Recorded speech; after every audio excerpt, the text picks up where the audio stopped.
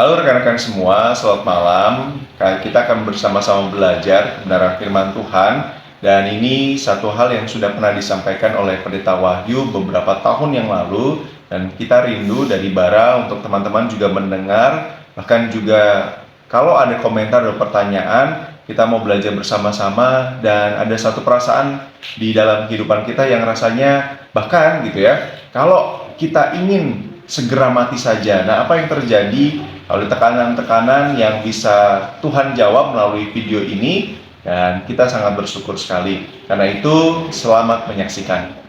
Percakapan kita pada malam hari ini akan berkisar tentang dalam percakapan saya dengan beberapa orang. Pak WP, saya udah capek, saya pengen segera mati saja. Saya tidak punya rencana untuk bunuh diri, tapi benar kalau bisa besok Tuhan sudah panggil saya, maka saya lebih gembira. Saya lelah, Pak. Saya capek, Pak. Saya nggak tahu apa yang harus saya lakukan atau perbuat. Nah, barangkali Anda punya pertanyaan seperti itu, Anda punya keluhan seperti itu, atau Anda punya teman-teman yang punya pergumulan seperti itu, maka tayangan ini bisa teman-teman ikuti, bisa teman-teman bagikan rekamannya kepada saudara-saudara kita yang bergumul dengan kelelahan di dalam hidup ini, sehingga rasanya pengen mati saja. Saudara-saudara, saya ingin memulai dengan menjelaskan hal ini. Setiap orang ketika hidup dia punya harapan. Harapan itu, keinginan yang ingin diwujudkan itu adalah bahan bakar kehidupan. Jadi orang kalau tidak punya harapan, ya hidupnya nggak kemana-mana. Nah, orang itu pasti punya harapan. Saya ingin melihat anak saya berhasil, saya ingin bisnis saya berhasil, saya ingin kesehatan saya baik, saya ingin keluarga saya mesra, saya ingin Tuhan memberkati saya secara finansial. Itu harapan. Harapan itulah yang membuat kita hidup. Tetapi saudara-saudara, selain harapan, mata kita ini juga harus menghadapi kenyataan. Kenyataan itu apa yang terjadi pada saat ini. Jadi sekarang dengarkan baik-baik, kita punya harapan, kita punya kenyataan. Nah, kekecewaan di dalam hidup adalah jarak antara harapan dan kenyataan. Ketika harapannya tinggi, anak saya sehat Pak, ternyata anaknya sakit. Ada jarak, muncul kekecewaan. Saya berharap kondisi keuangan saya prima Pak, nyatanya bisnis gagal. Kenyataannya tidak demikian. Maka jarak antara harapan dan kenyataan adalah ruang yang bernama kekecewaan. Dan semakin kita menjalani kehidupan ini, kita harus berurusan dengan banyak hal yang sebenarnya mengecewakan. Karena kita tidak mungkin hidup tanpa harapan. Kalau orang hidup tanpa harapan, maka hidupnya nggak akan kemana-mana. Saudara-saudara, itu sebabnya sebagian orang menolak untuk melihat kenyataan. Mereka tidak mau melihat kenyataan karena takut kecewa ketika dikabari, Pak, anaknya kayaknya terlibat penyalahgunaan obat. Saya nggak mau percaya berita itu. Walaupun pihak berwenang yang mengatakannya, saya nggak mau percaya. Kenapa orang tidak mau menghadapi kenyataan? Karena dia takut menjadi kecewa. Ingat, kekecewaan adalah jarak antara harapan dan kenyataan. Dan sebagian lagi saudara-saudara, ketika dia tidak mau kecewa, dia menolak kenyataan, menolak untuk melihat kenyataan, atau menciptakan kenyataan yang palsu. Ketika orang misalnya berkata begini, saya cuma sakit kepala ringan kok Pak. Dia sengaja mengatakan sakit kepala ringan, walaupun dokter sudah memberitahu dia bahwa itu kanker stadium keempat. Kenapa sih saudara-saudara orang harus menipu dirinya, menipu orang lain? Karena orang tidak ingin melihat kenyataan. Begitu kenyataan itu berjarak jauh dari harapannya, orang kecewa. Dan seringkali kekecewaan itu, jarak antara harapan dan kenyataan itulah yang membuat orang ingin berhenti saja menjalani kehidupan. Dengarkanlah suara ini saudara-saudara. Suara seseorang yang pernah berkata, saya tidak tahan lagi Tuhan. Katanya kepada Tuhan, ambillah nyawa saya tidak lebih baik dari leluhur saya. Anda tahu saudara-saudara siapa yang mengatakan kalimat-kalimat ini? Saya tidak tahan lagi Tuhan. Lebih baik ambil nyawa saya. Saya tidak lebih baik dari leluhur saya. Siapa yang mengatakan kalimat ini saudara-saudara? Bukan orang yang jauh dari Tuhan. Bukan orang yang sesekali saja beribadah kepada Tuhan. Tetapi seorang nabi penyambung lidah Allah. Namanya Elia.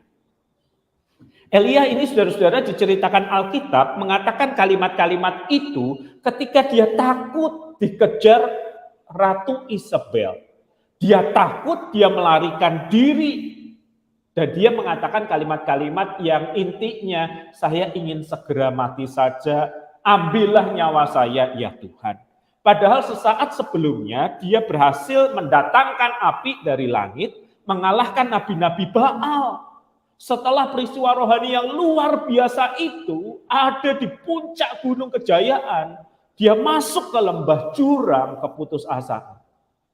Namanya Elia. Dia kecewa. Harapannya dengan kenyataannya berjarak.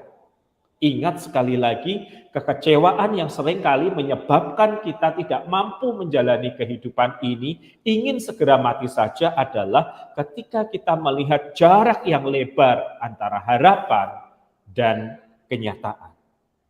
Apa sih yang menyebabkan Elia menjadi kecewa dan kemudian ingin mati saja? Dengarkanlah perkataannya. Dia berkata begini, ya Tuhan Allah yang Maha Kuasa, saya selalu bekerja untuk Engkau, tetapi umatmu melanggar perjanjian dengan Engkau. Mereka membongkar mezbah-mezbahmu, membunuh nabi-nabimu. Dengan kata lain, sama seperti Elia, manusia Anda dan saya bisa kecewa ketika kita tidak melihat hasil, nilai, makna kehidupan kita. Elia berkata, aku itu sudah memberitakan firman-Mu Tuhan. Aku itu sudah memberitakan kehendak-Mu. Tetapi umat ini memberontak melawan Engkau. Ketika kita tidak melihat hasil dari kehidupan kita, nilai atau makna hidup kita kecewa.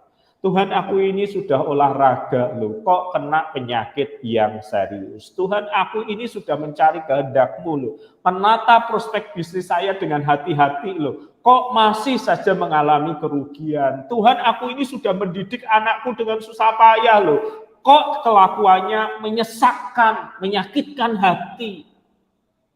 Saudara, ketika kita merasa sudah berjuang, sudah do something, tetapi ternyata hasilnya tidak seperti yang kita harapkan, kita kecewa. Dan ketika kita kecewa, kita seperti kehilangan bensin dalam menjalani kehidupan ini. Yang kedua, saudara-saudara, yang sering terjadi mengapa orang kecewa dan kemudian kehilangan energi untuk menjalani kehidupan ini, dengarkan suara Elia begini.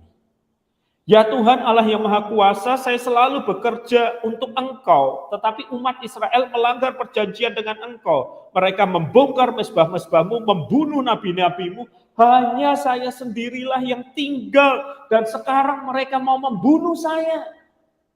Saudara, ini ungkapan apa sih? Ungkapan kesendirian. Tidak ada seorang pun yang ngerti pergumulanku Tuhan.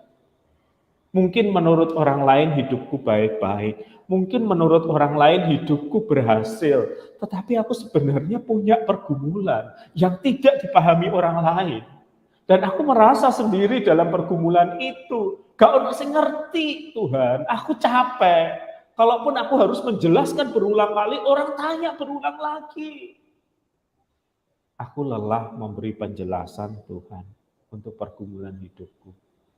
Aku juga nggak punya selalu jawaban kenapa habis sakit ini, lalu sakit itu, habis gagal ini, gagal itu. Seolah-olah hidupku itu nggak pernah beres, seolah-olah hidupku ini nggak pernah berhasil, seolah-olah hidupku ini nggak pernah lancar.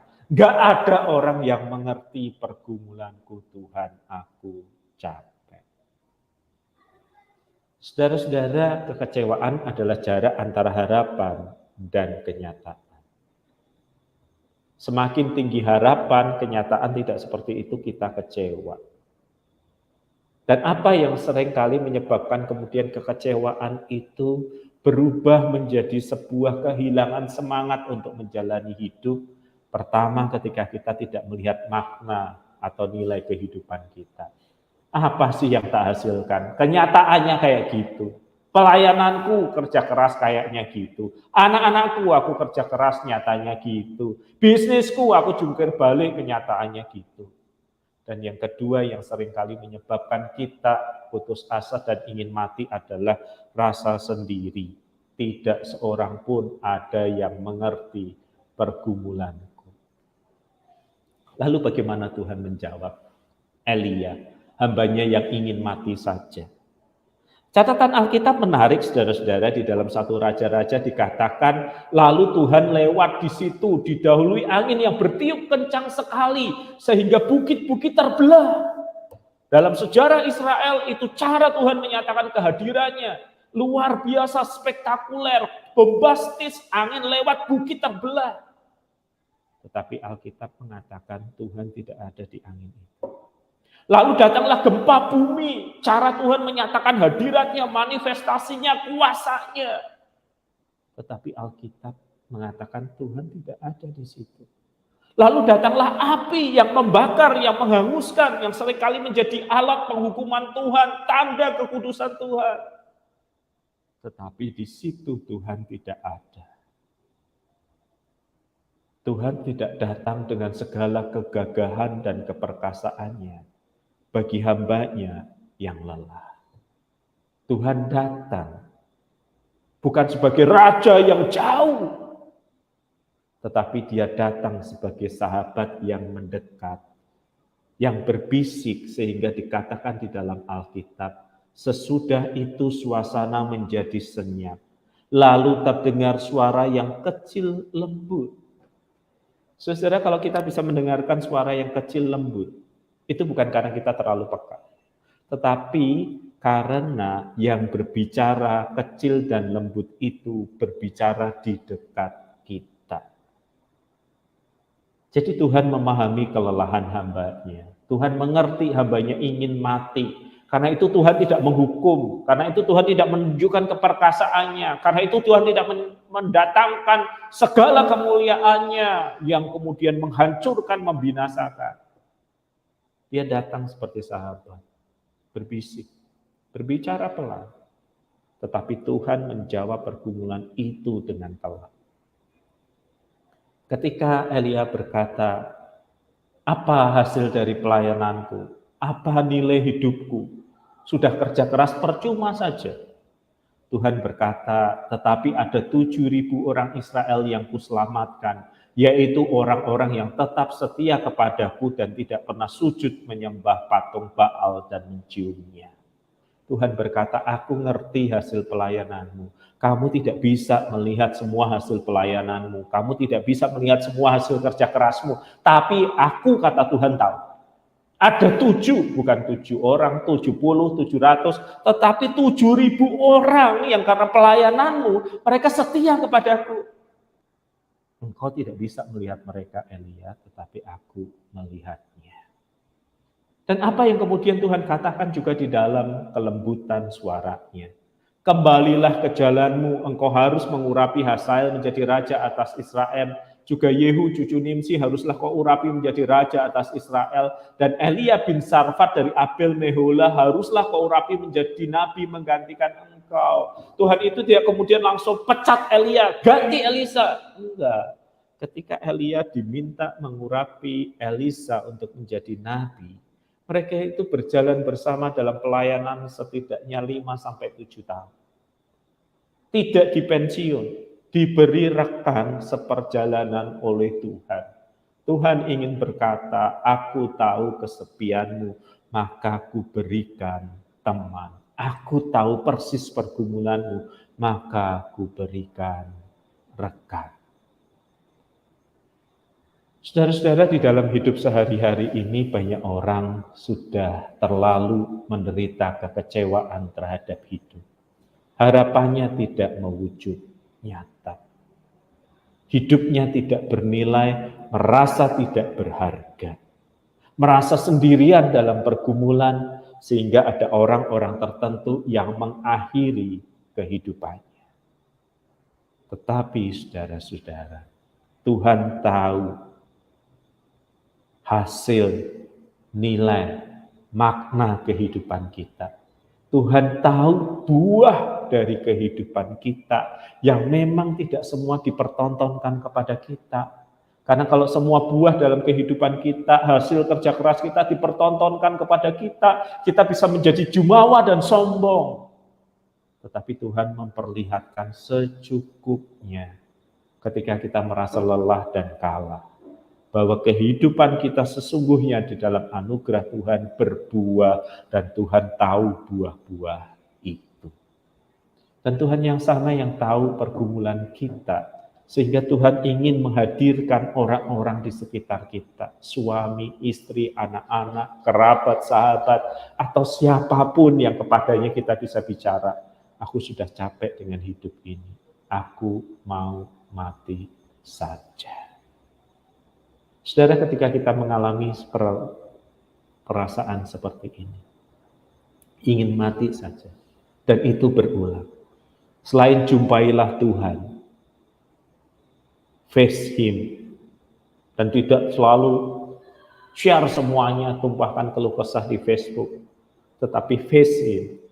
Biarkan anugerah itu juga menyapa melalui orang-orang di sekitar kita, melalui konselor, melalui pendeta, melalui gembala, melalui sahabat yang kepadanya kita bisa berkata, aku capek, aku lagi pengen mati saja. Dan biarlah ketika kita mendengar suara ini, kita tidak mengkhotbahi, kita tidak kemudian memarahi atau memaki, tetapi kita lakukan bagian kita, menyapanya sebagai sahabat. Kiranya percakapan ini menolong saudara-saudara, dan kita akan memasuki tanya jawab agar percakapan ini terasa manfaatnya secara penuh bagi saudara. Silakan Pak Tony.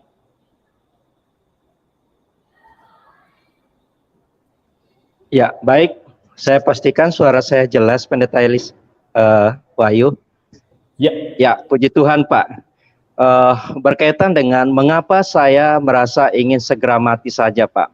Tapi kalau dikaitkan seperti ini Pak, ini bukan berkaitan hanya ingin mati saja, tetapi ingin menyerah Pak.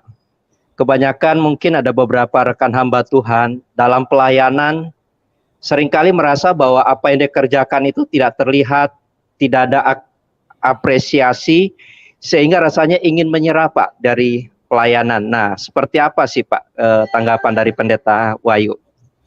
Ya, bagi rekan-rekan hamba Tuhan, saya sangat menyarankan pola seperti ini. Yang pertama, jalan pelayanan adalah jalan sunyi. Jangankan kita, Kristus aja ketika dia sang firman menjadi manusia, ketika dia menjalani pelayanan, dia merasa seorang diri.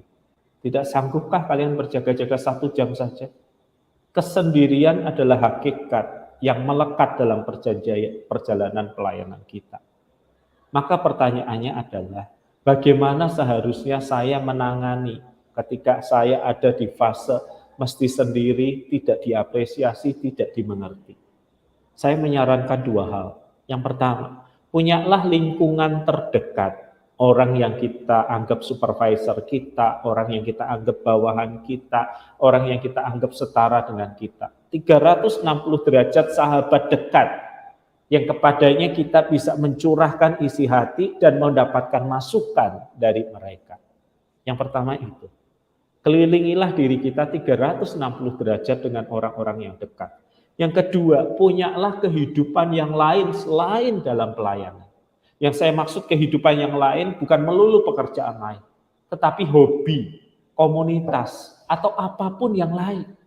Yang dimana Anda dilihat bukan sebagai seorang hamba Tuhan, bukan seorang pendeta, bukan sebagai seorang pelayan, tetapi sebagai sesama penghobi. Karena itu milikilah hobi yang sehat. Misalnya saya hobi memelihara binatang, saya hadir di komunitas itu. Mereka nggak tahu saya pendeta, tapi saya punya kehidupan yang lain dalam tanda kutip, sebagai tempat saya mendapatkan penyegaran. Kalau lagi suntuk atau lelah, saya bahas soal burung, soal kura-kura darat, soal ikan, dan itu memberikan refreshing dalam hidup saya. bahwa saya masih punya teman-teman yang mau mendengarkan saya, yang mau mengerti saya, yang mau berbicara kepada saya, lepas dari beban berat yang harus saya tanggung dalam pelayanan. Jadi ketika rekan-rekan merasa ingin lelah, ingin menyerah dalam pelayanan, ingat satu hal ini. Jalan pelayanan adalah jalan kesendirian. Kita pasti menghadapinya. Karena itu isilah kesendirian itu dengan orang-orang terdekat, isilah kesendirian itu dengan aktivitas-aktivitas di luar pelayanan, agar kita bisa mendapatkan variasi dan kesegaran ketika kita melakukan dua hal tadi. Silakan Pak. Terima kasih, sangat menjawab Pak akan hal ini. Ada pertanyaan seperti ini Pak, Pendeta Wahyu. Ketika kita menemui orang yang sedang stres, kadang-kadang dia menyampaikan, saya ingin mati saja Pak, saya nggak kuat. Nah, sebenarnya dalam posisi pelayanan atau rekan, kita harus seperti apa Pak dalam pendampingan? Karena kalaupun kita tolong, kita harus bawa kemana dan seperti apa? Sementara kan kita terbatas Pak dalam posisi ini Pak. Baik. Iya. Jadi ketika seorang itu merasa lelah dan berkata saya ingin mati saja, pertama dia tidak membutuhkan khotbah. Kedua dia tidak membutuhkan motivasi. Yang ketiga yang dia butuhkan adalah dimengerti, dipahami. Jadi kuncilah mulut kita, pertajam pendengaran kita, sehingga kita bisa menggali keluar mengapanya. Kepada Elia Tuhan mengatakan kalimat ini, mengapa engkau ada di sini, hai hambaku? Pertanyaan itu seperti membuka hati Elia untuk kemudian ngomong apa adanya di hadapan Tuhan. Nah, barangkali untuk rekan yang lelah, kita kunci dulu bibir kita dari kata-kata khotbah dan motivasi. Diajak ngopi dulu, diajak ngeteh dulu, diajak snack dulu, untuk menggali keluar. Barangkali dia seperti tempat penampungan air yang sudah butek, sudah banyak kotoran. Anda nggak bisa menambahkan sesuatu di situ. Harus dicabut dulu, supaya segala kekotoran itu keluar, dia kosong, baru bisa diisi oleh air yang jernih. Maka jangan melayani mereka yang seperti ini seorang diri. Selalu punyalah rekan supaya bergantian, selalu punyalah tim, selalu berada dalam supervisi gembala atau siapa saja. Tetapi jangan pernah sendirian, karena pelayanan seperti ini membutuhkan waktu dan energi yang besar. Silakan Pak Tony. Wow, terima kasih Pendeta Wahyu. Ini satu pertanyaan terakhir buat kita semua Pak. Terkadang kita menemukan biasanya ada berita tiba-tiba ada rekan yang bunuh diri misalnya Pak, atau mengakhiri hidupnya, dan kita itu nggak pernah menduga. Kadang-kadang kita bersama dengan dia, tapi kelihatannya happy Pak, nggak ada masalah. Namun pada akhirnya tahu-tahu ada berita bahwa dia dipanggil Tuhan dan dengan tragis Pak, bunuh diri. Nah, dari Pendeta Wahyu sendiri Pak, sebenarnya apakah kita bisa mengenali Pak gejala orang-orang seperti ini Pak? Atau ada tanda-tanda khusus Pak? Kadang-kadang itu terjadi dalam keluarga yang sangat dekat dan kita itu rasanya kecewa Pak. Wah, kok telat ya mengetahuinya. Baik Pak. Iya, Pak Tony, saya tahu ini bukan hal yang mudah karena dari pengalaman saya berurusan dengan mereka yang bunuh diri. Betul, selalu penuh kejutan Pak. Tidak selalu mereka menjauh dari komunitas lalu bunuh diri. Ada yang seperti itu, ada yang enggak. Ada yang Sabtu kemarin masih hadir di dalam persekutuan, besok Senin dia bunuh diri. Nah, Bapak, Ibu, dan Saudara, boleh enggak saya minta satu hal ini? Ketika Kain membunuh Habel dan Tuhan bertanya, Kain menjawab, apakah aku penjaga adikku? Dia sedang menyangkali tugasnya. Kita ini sesama anggota keluarga, kita ini sesama saudara seiman. Mari kita memberi perhatian lebih ya. Secara khusus yang bagi mereka yang kita tahu sedang mengalami badai kehidupan. Atau tiba-tiba ada perubahan perilaku. Atau tiba-tiba menarik diri. Karena gejalanya banyak banget. Tetapi prinsip yang mendasar adalah, ya, akulah penjaga adikku, akulah penjaga kakakku, akulah penjaga keluargaku, akulah penjaga tubuh Kristus ini. Sehingga kita bisa menaruh mata dan hati yang peduli secara khusus bagi mereka yang ada di dalam pergumulan-pergumulan tertentu.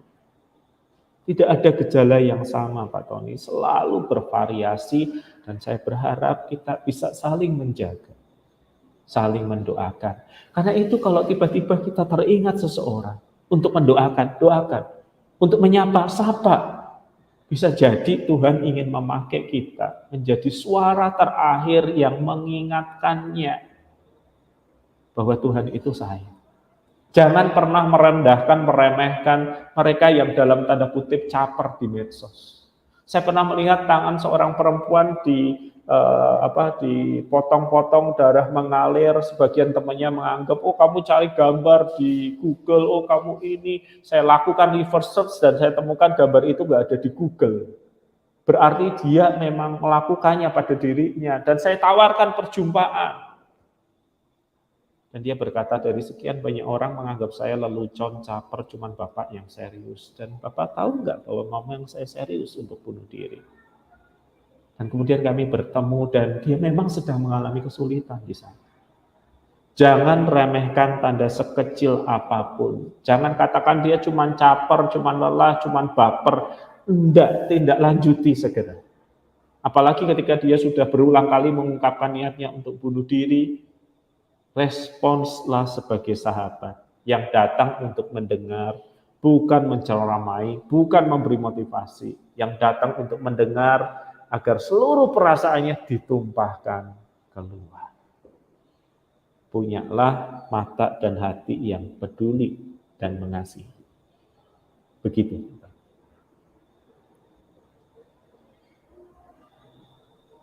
Wow, terima kasih Pendeta Wahyu, ini satu hal yang sangat memberkati kita semua, Pak. Seperti biasa di akhir mungkin ada statement closing, Pak, sebelum menutup dalam doa. Yang pertama, kekecewaan itu wajar karena kita masih selalu punya harapan. Kenyataan tidak selalu sesuai harapan. Yang kedua, dalam kecewa, face him. Temuilah dia. Jangan terlalu banyak sharing di Facebook. Respons orang bisa jadi lebih mengecewakan kita.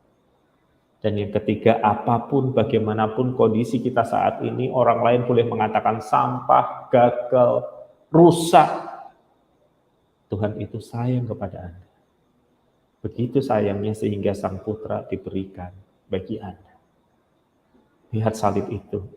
Dia datang bukan dengan segala kemegahannya.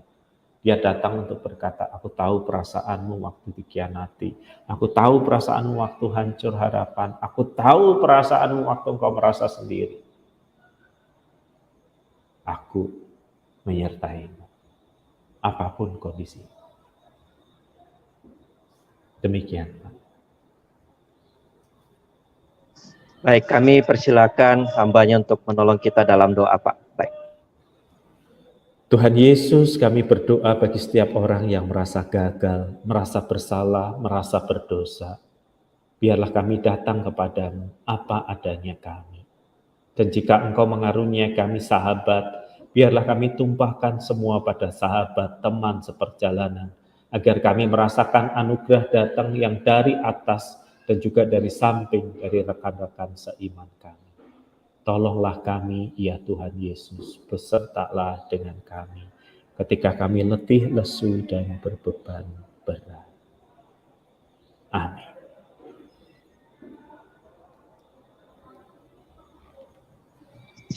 Ya, terima kasih buat hambanya, Pendeta Wahyu Pramudia, dan juga buat setiap rekan-rekan. Tayangan ini kita akan langsung upload di YouTube Bara Digital Ministry. Bersama saya dengan Bu Astoni dan segenap tim, sekali lagi thank you, dan kita akan berjumpa esok hari jam 7 malam. Tuhan Yesus Kristus memberkati kita semua. Amin.